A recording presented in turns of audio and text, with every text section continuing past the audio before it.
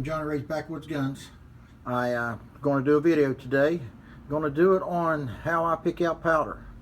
I reload about 2,000 rounds a week, and I reload anywhere from 308s, 45 long Colts, 500 Smith & Wessons, 45s, 9s, and I use a lot of different powders. And everybody, the big question is, how do you decide on what powder? What goes on into picking out a powder? And of course, these books are what I like to pick out. Stay tuned, we'll get this video going, and I'll tell you how I pick out my powder. Hey guys, welcome to Johnny Ray's Backwoods Guns. Going to make a reloading video for my YouTube channel today, and the topic is going to be, how do I pick a powder? How do I pick what powder to load my ammo with? And that has a lot to do with a lot of different factors. First of all, for all you guys new to reloading, one powder does not load 9s and 45s and rifles, 30-06s and 223s and shotguns, okay? One pistol powder doesn't load all pistols. One rifle powder doesn't load all rifles. One shotgun powder doesn't load all shotguns. And sometimes a shotgun powder loads a pistol powder loads a shotgun powder, okay? And there's different types of powders. So we're going to check all this out and figure it all out and help you come up with a formula that helps you pick out the right powder for your needs. So let's get started, guys. Tomorrow I'm going to go to the range. I'm going to shoot my AR, and I want to load some ammo. So what I think, what comes over my mind, what goes through my mind picking out a powder. Well, first of all, I figure what rifle I'm going to use.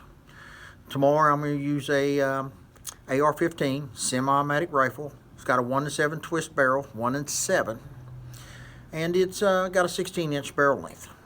Okay, tomorrow at the range, it's going to be about 80 to 90 degrees, so that helps me try to figure out a powder. Okay, I'm going to shoot less than 200 yards. That helps me pick out a powder. Then I think, hey, what powder will drop out of my powder measure? Because I'm going to load about 300 rounds, and I don't want to hand load, dip the powder with a dipper and drop it on a scale for 300 loads when I'm just shooting less than 200 yards. So I figure a powder that meters well out of my powder dropper. I figure a powder that when I drop a load in the cartridge, it's easy to identify. It's close to the top. I don't want compression loads, but as long as it's around the shoulder and neck area, it's easy to identify. I pick a powder if I do stutter a little bit on my powder, on the stroke of the ram, and it maybe gives it 1.5 feeds. It won't take a double feed. I can't double charge one of these little rounds, these little cartridges. I don't want to make a mistake, and if I do make a mistake, it's easily identified. I also usually look at the temperature of powders, how they burn, and I want a cold burning powder. I don't want extremely hot. I don't want to wear my barrel out. Now this isn't a fast burning powder or a slow burning powder, but the temperature. And I like to pick a powder that develops and delivers the desired results that use low pressure. Okay, so I look at my PSI, my CUP. CUP is copper under pressure. PSI is pound square inch. And I'll make sure that I don't go above SAMI specs. So all that has a lot to do with powder selection. So what I've decided, I love CFE 223, but it doesn't fit my needs for my rifle tomorrow and my environmental conditions and my range conditions. So we're not going to load with that, okay? I picked 748, okay? Now, when I look at my recipe book, it gives me 4 or 5 recipes, and it gives me different feet per second. Well, I'm going to load with a 55 grain bullet. Okay, and most people in this industry have wrote a lot about accuracy and bullet stabilization. This is pretty much a very controversial subject, but it's pretty easy to figure out on the way I look at it. I want 55 grain bullets do not stabilize well. I have a 1.7 twist barrel over 3,000 feet per second. So I try to keep my feet per second under 3,000. So I'm going to pick a load with this.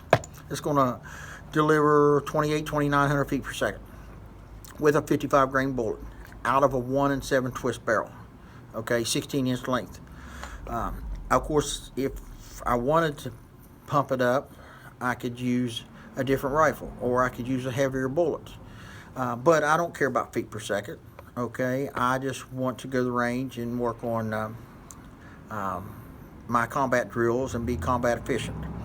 So as long as I can shoot center mass about the size of a baseball, I'm happy. And this will do that. Okay, this operates very good between 30 degrees and 90 degrees weather. So that's going to fit my environmental conditions. This is ball powder. It meters well. Okay. This fills your brass up to about neck high, so it is easily identified. This burns cold. This is a low pressure round. Okay, that's probably the biggest factor because safety. Okay, I think this has a 42,000 cup rating, copper under pressure rating. Okay, I think the max is 55,000 on a 223.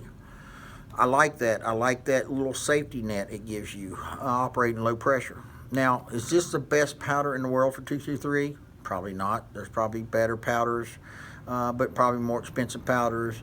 But it's the best powder for my needs, okay? If you're shooting long distance or you're shooting in extreme weather, there's probably better powders. But this is a fine powder, fine product, works great, operates safe, and that's what I'm concerned about, guys.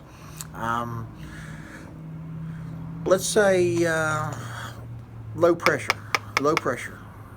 Let's say I accidentally seated my bullet too low.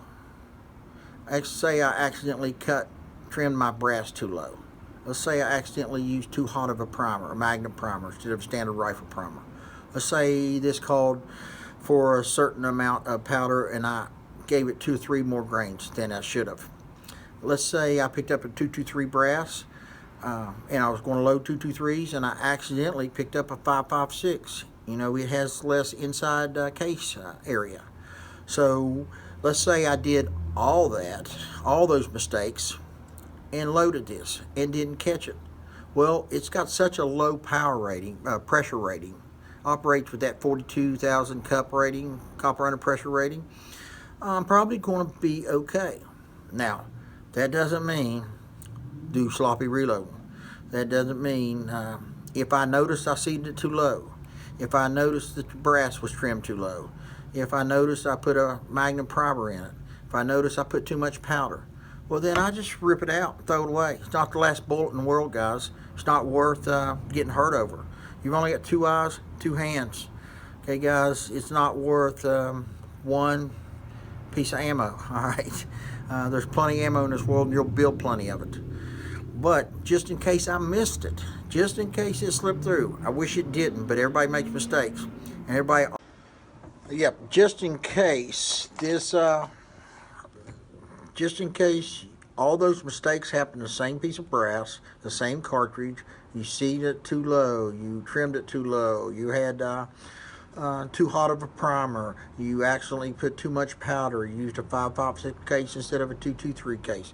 When you use a low pressure load, like this one, 43,000, you've got a little safety net, and it'll avoid a lot of mishaps, a lot of accidents, a lot of just bad results, okay? So that's why I like picking a low pressure load, okay? Are low pressure loads great all the time? No, it's not going to give you the desired results if you have different goals for your shooting. But for mine, and that's why I say let's do custom loading. You can match your ammo to meet your needs. I don't when I recommend custom loading, I don't mean if the minimum says 22 grains and the maximum says 25 grains, let's go to 26 grains. That's not what I mean. I mean, let's pick out bullet weight, feet per second, temperature rate, burn rate, environment conditional results. If you're going to shoot in a 80-degree weather, let's build your ammo to shoot in 80-degree weather. If you want to shoot below 3,000 feet per second, let's build it to shoot below 3,000 feet per second. Want to load a 55-grain bullet out of a 1 7 twist barrel? Let's load it for that. Okay, guys, let's customize that load. And there's so many powder selections now, bullet selections now that they didn't have 30 and 40 and 50 years ago, that we can actually custom load our ammo to fit our needs. And that's the beauty of reloading. You can reload better ammo than you can buy. A lot of people, and cheaper. So it's a win-win situation for everybody. Well, guys, that's it for today. Of course, like I said, I picked 748 for this load. And a lot of times I'll load, and of course everyone should always do this, but when you finish a load, put it in a bag, write down the ballistic information on it, write down the what powder you used, what bullets you used, how much powder, what primers you used. That way, if you pick up the ammo a month later and you're going to go out and you're going to shoot at 10 below zero, you know, oh gosh, this is ball powder with small rifle primers. They're not Magnum, and it's ball. So ball is, it's been known to be hard to ignite, okay, in cold weather. So that's why guys change the load to customize their environmental conditions. That's why you mark all your ammo, your load data on it. You never know, but of course I know I'm going to shoot tomorrow, and I know I'm going to shoot these, okay? So it just customizes the loads for your needs. Pretty basically that's it, and just stay safe. Okay guys, on a final note, today I talked a lot about mishaps and mistakes and common mistakes, like when I'm loading with a certain powder, why I used a low pressure powder, if I seated my bullet low, or I trimmed my brass too low, I used the wrong primer, I used a 5.56 brass instead of a 223 brass, I used too much powder. People ask me all the time, my gosh John, how do you know all this? What happens if this goes wrong, that goes wrong? Guys, I've loaded so much, I've screwed so much shit up, okay? I know how to fix most common mistakes, and I know how to look at ammo, brass, and realize, hey, I messed this up, I messed that up, I messed this up. And all that does is come with building, loading techniques, and reloading a lot of rounds. You're going to learn a lot. Don't get discouraged. Just hang in there. I know when I first started loading, I had a lot of ammo that didn't go bang, okay? I had a lot that jammed in my semi-automatic guns. I had a lot that shot perfect out of a bolt-action rifle. I had a lot that shot perfect out of a revolver.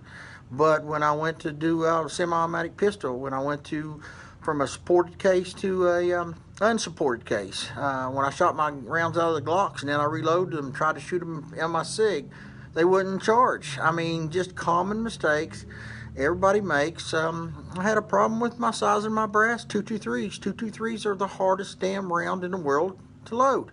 All right, just keep watching YouTube videos. Keep watching my videos. You know, I'll tell you all the mistakes I made, and hopefully you won't make them. But anyway, guys, that was just it. That's my final thoughts. You guys stay safe and have a great range day tomorrow, and remember to subscribe to my channel and comment any questions, or stop by the shop if you live in Huntington and ask me. I've got all my equipment set up here, and I can demo it, show you, demonstrate it, and hell, we can load some together. Y'all have a great day.